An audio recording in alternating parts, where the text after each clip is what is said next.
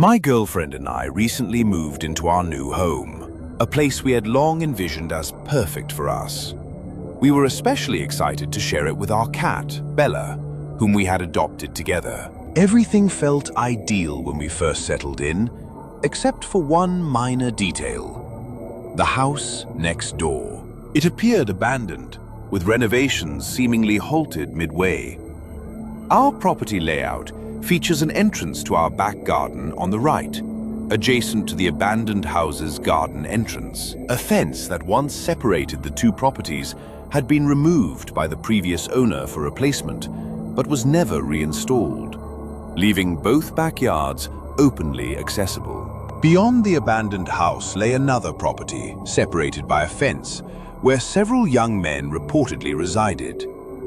We occasionally observed them cutting through the neighbor's backyard to reach the street. Initially, we didn't give it much thought, assuming perhaps they had the owner's permission or knew them. This changed on our first night in the new house. As we relaxed in our back garden, we looked up at the houses behind us and noticed a man staring intently at us from a window. His gaze was unapologetic, devoid of emotion, and the darkness of his room made the experience particularly unsettling. We initially dismissed it as curiosity from a new neighbor, but after half an hour of his unwavering stare, we decided to retreat indoors. The following days unfolded normally. I went to work while my fiancée continued unpacking. One evening, we decided to return to the garden. It was dark, and we were enjoying stargazing and conversation when we heard the creak of the makeshift wooden fence. 3 men appeared, standing and staring at us. "Are you okay?" I asked, sensing they wouldn't leave otherwise. The youngest, appearing to be around 29, held a large bag, its contents unknown to us. He offered us some stolen washing-up tablets, which we politely declined. I tried to lighten the awkward situation with a joke, and he simply smiled, said, "Okay," and then they departed. What bothered us most was their casual entry, as if they had every right to be there. We went inside, hoping it was an isolated incident, but the situation soon escalated. They began entering our garden more frequently, displaying behaviors clearly intended to intimidate us. They'd access the adjacent house by lifting the fence that separated the back gardens and walking through. I should mention that my girlfriend and I are both 20 years old, so the possibility of them targeting us as 2 young women immediately crossed our minds. One day, while I was cleaning the front room, 2 police officers appeared at the side of our house, entered the abandoned garden, lifted the fence, and briefly surveyed the area before leaving without a word. I found it peculiar, but continued my day, suspecting trouble might be brewing next door. A few days later, the police knocked on our door. They informed us that the house behind us was now vacated, the men having been evicted for antisocial behavior, not only towards us, but other neighbors as well. We felt a sense of relief. Though they hadn't physically harmed us, this meant they wouldn't have the opportunity to escalate things further. We continued to settle into our home. One day, while I was in the bath, I heard a loud bang outside. I quickly dressed and rushed to find my girlfriend. I found her recording something from our spare bedroom window, which overlooked the now empty house's garden. I asked what was happening, and she shushed me. After a moment, she explained. A man we had never seen before pointed up at our bedroom window. When she noticed him, he sprinted towards our house, tried our door handle as he passed, then ran back into the garden, tossed the broken fence aside, and began banging on all the windows of the empty house. We immediately called the police. They arrived, reviewed the video, took our statement, and left. We were shaken. Why would he try our door handle and then break into that house? What were his intentions? A few nights later, while in bed, we heard whistling, the kind of whistle men use to harass women. It was 2:16 a.m.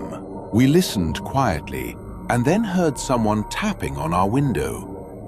Terrified, we checked our cameras, but for some reason, they hadn't recorded anything. Whoever it was must have left shortly after, as the noises stopped. We were too scared to sleep, so the next day we went to my mom's and stayed the night.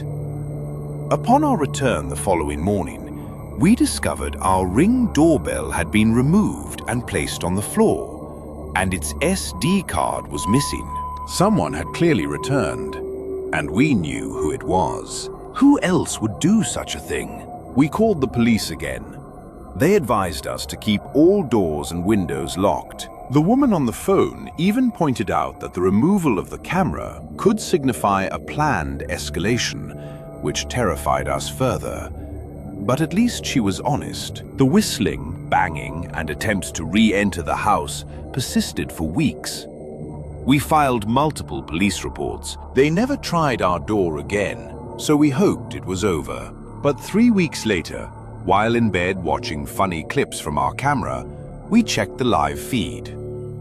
That's when we saw a man outside, wearing a black mask covering his mouth and nose, his hood up, standing in front of our garden with his arms spread wide, mimicking Jesus on the cross. He tilted his head and stared up at our bedroom window. We froze.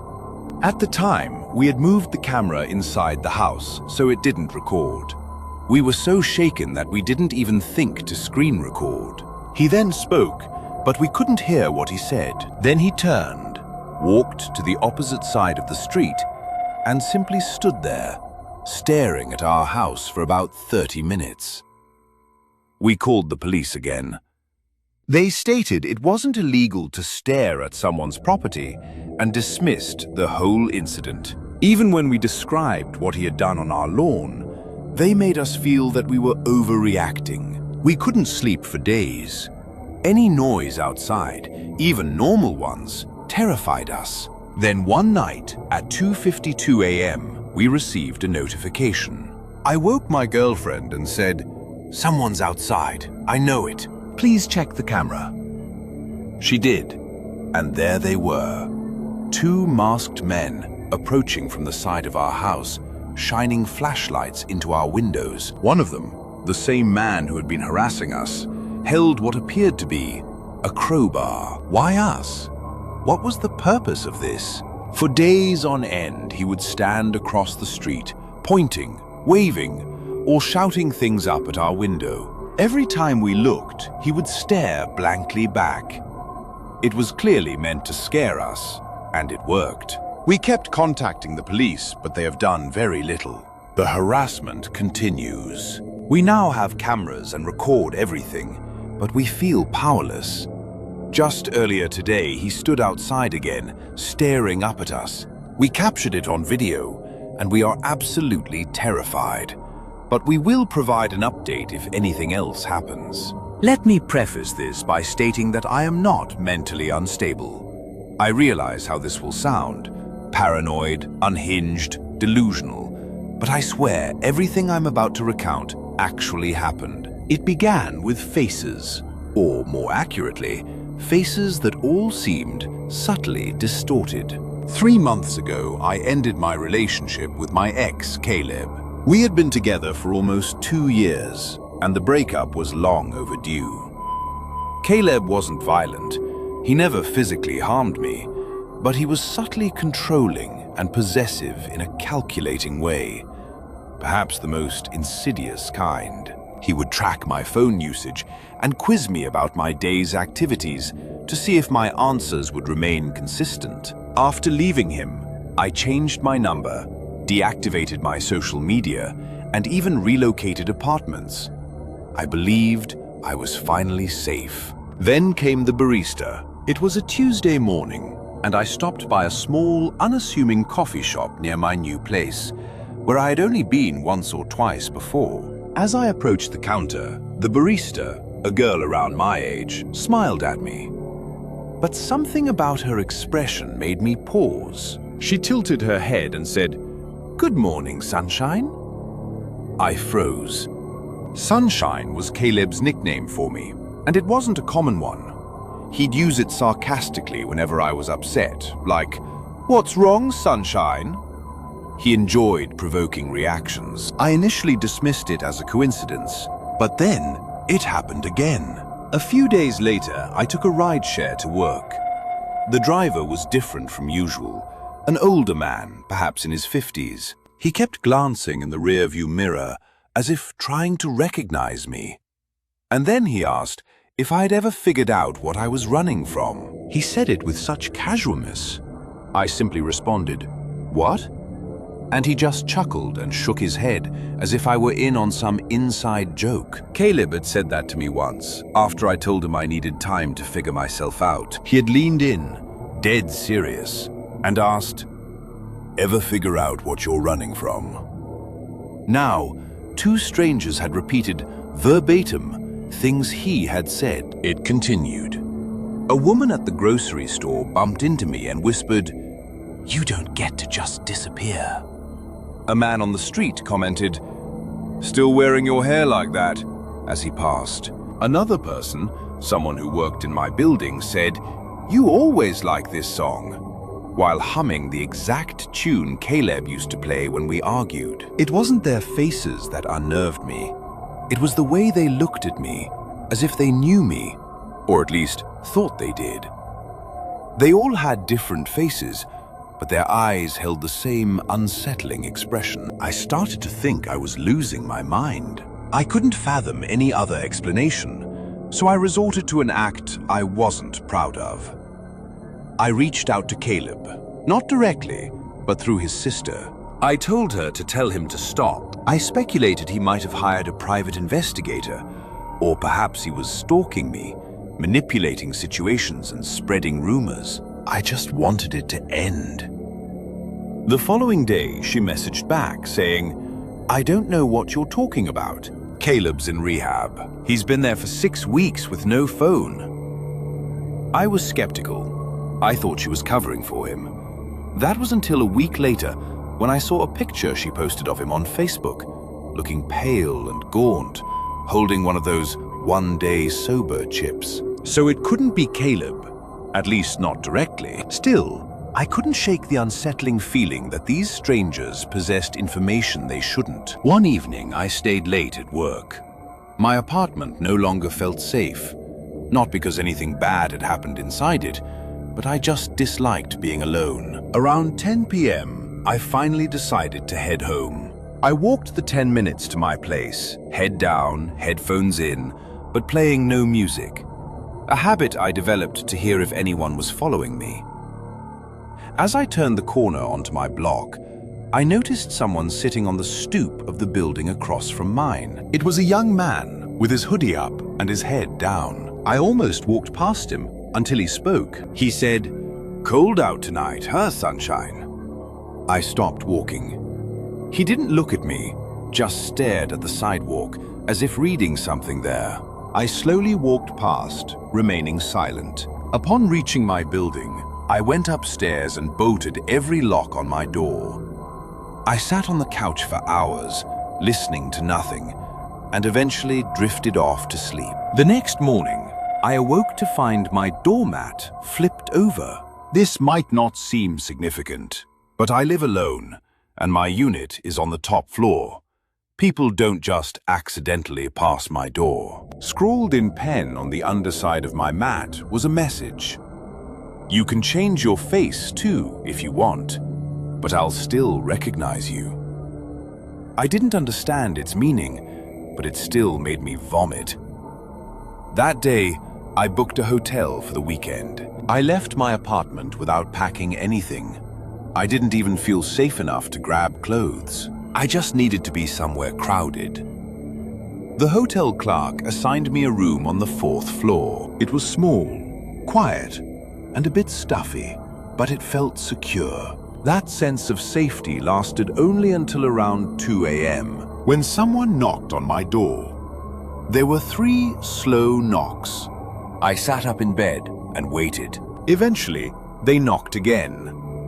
I peeked through the peephole and saw a woman, perhaps in her 40s. Her face was completely blank and expressionless. She was just staring straight at the door, silent. So I made no sound, and eventually she left. It was one of the most disturbing things I had ever witnessed. The next morning, I inquired at the front desk if anyone had come to my room. They said no one should have been up there, especially that late, as all the rooms on my floor were vacant. That's when it clicked. These weren't random individuals. They were being sent, fed my details, given phrases Caleb used. But if it wasn't Caleb, who was doing it and why? I thought about Caleb in rehab, his obsession with control, and his determination that I would never be truly free of him. He didn't need to be the one knocking. He just needed to send others to do it. So I started digging, and I recalled a conversation from months before our breakup.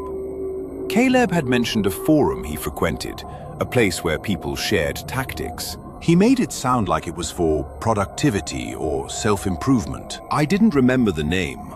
Honestly, I don't think he ever told me.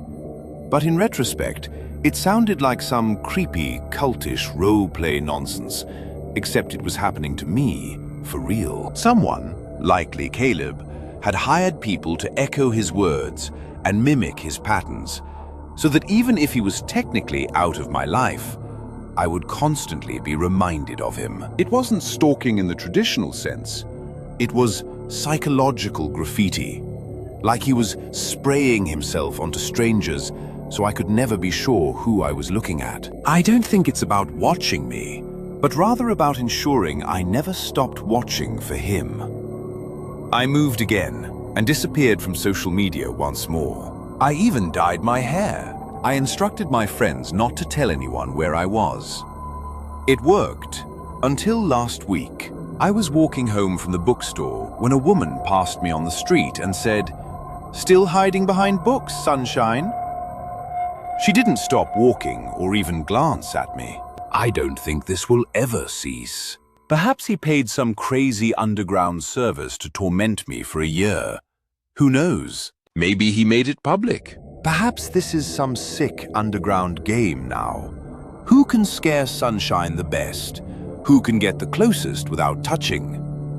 I can no longer trust anyone's face. The constant paranoia is truly detrimental to my mental health. My family typically consists of homebodies who rarely travel, so everyone was surprised when my aunt proposed a trip to one of Michigan's Great Lakes. We agreed, eager to create new memories together. My cousin booked a spacious Airbnb that miraculously accommodated all 18 of us, a feat considering the price. The house sat directly on the beach, offering stunning lake views that stretched for miles, almost like an ocean. Most of us claimed rooms in the main house, but due to our large group, some were relegated to a second building directly behind it, a two-story garage with bedrooms upstairs. My 3 cousins and I were assigned to sleep there. Initially, we didn't give it much thought. We spent most of the first day enjoying the hot tub, relaxing on the beach, and soaking in the scenery. It wasn't until night that we truly entered the garage. The space was outdated and neglected, with carpeted bathrooms that reeked of mold, stained bed linens, and a poorly secured latch on the door. Clearly, the cleaners had focused on the main house and ignored the garage. My cousins were disgusted and refused to sleep on the beds unless we washed the sheets. So I suggested we do laundry.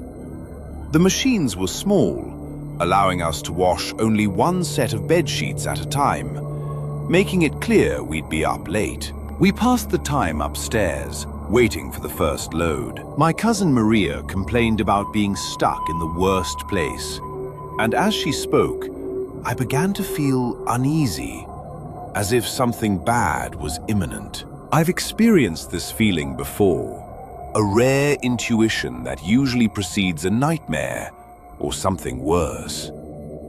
I told my cousins to stay alert, and they listened, especially since we had all experienced a break-in when we lived in Detroit. Around midnight, the bell rang from the first floor, signaling the wash was done. I went downstairs alone, transferred the load to the dryer, and brought up the clean-smelling sheets. When my cousins saw how clean they were, they wanted their bedding washed too. So I kept going up and down between cycles, doing everyone's sheets. Around 2:37 a.m., we were finally finished. We made the beds, too tired to stay up any longer. My cousin Nikki insisted we leave the light on, and while they all fell asleep quickly, I stayed up doing some schoolwork on my phone. I'm a light sleeper, a habit that persisted since the break-in, and I remained hyper-aware of my surroundings, even while half asleep. Then, around 3 a.m., a loud bang struck the garage door, as if someone had thrown their body against it. I sat up, startled, but my cousins didn't stir. I tried to tell myself it was just wind, though the noise was too heavy for that. Still, I remained quiet and attempted to sleep. But then, it happened again. The same deafening crash, this time shaking the garage door. The building trembled from the impact. I was fully awake now, watching the lamplit room as my cousins continued to sleep. No animal or gust of wind could cause that. 20 minutes later, the third boom hit. The garage shook again, and finally, two of my cousins bolted upright. I asked if they heard that, already knowing the answer. Nikki asked what it was, and I said, "I don't know, but this is the third time I'm hearing it."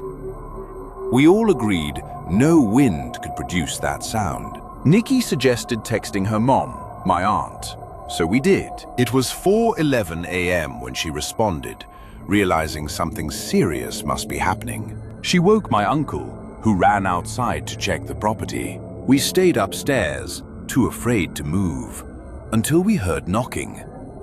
It was my uncle at the door, and when we opened it, we saw him standing there with my dad and a few of our older male cousins. That's when I knew it was serious. There was no wind, no one playing around. My uncle told us to grab our things, that we were going to the main house. Then he said there was someone on the property, and that's what made my heart sink. I threw everything into my suitcase, and we all rushed out of the garage. Once inside the main house, most of the family woke up from the noise and commotion. We sat in the living room, trying to piece it all together. I told them about the first two loud crashes, and my cousins confirmed the third. My aunt explained that when my uncle went out to investigate, she followed him. He shouted, "Hey!" at someone standing behind the garage. The door to the main house slammed behind her right then, and there was no wind to explain it. She feared someone might have slipped into the house, so she ran to wake my dad and cousins. After searching, no one else was found inside. Then my uncle described what he saw. A man stood behind the garage, not hiding or moving, but staring as if he wanted to be seen. When my uncle called out, the man didn't flinch. He simply walked away and vanished. Not into the darkness, but into thin air. The leaves on the ground didn't crunch, and there were no footsteps left behind. My uncle is not someone who fabricates stories. His composed and logical nature only amplified the fear we felt. My brothers reported an additional discovery: two jester cards, one inside the main residence and another in the garage. The garage's card had a distorted, almost demonic appearance. A cousin noted the jester's symbolism of mockery and highlighted that the loud noises consistently occurred around 3 a.m., often called the devil's hour, suggesting a deliberate act of taunting. My uncle had even checked for footprints, but found only his and my cousins, with no trace of the man's. Another cousin drove along the road during the incident, hoping to spot a fleeing individual, but saw no one. That day, the garage remained abandoned. We all crowded into the main house, finding sleeping spots on floors, sofas, and any available surface. My mother generously offered her bed for our comfort. The second night, she slept on a couch near the large windows and awoke around 4 a.m. to footsteps on the porch. Fearing what she might see, she kept her eyes closed. Next, she heard someone attempting to open the basement door. which possessed a flimsy lock. My brothers and male cousins were sleeping down there. The door rattled, as if someone were trying to force entry. My mother rushed to the basement, but by the time she reached the beachside entrance, the perpetrator was gone, and the boys remained sound asleep. This marked our final night. Although we had planned to stay until Tuesday, we departed on Monday. During the drive home, we incessantly discussed the events. When my mother learned I had been going downstairs alone to do laundry, she theorized that someone might have been observing me, believing I was alone in the garage. The interval between my last trip downstairs and our bedtime coincided remarkably with the banging sounds. Theories began to emerge. Some of us suspected a neighbor was attempting to intimidate us.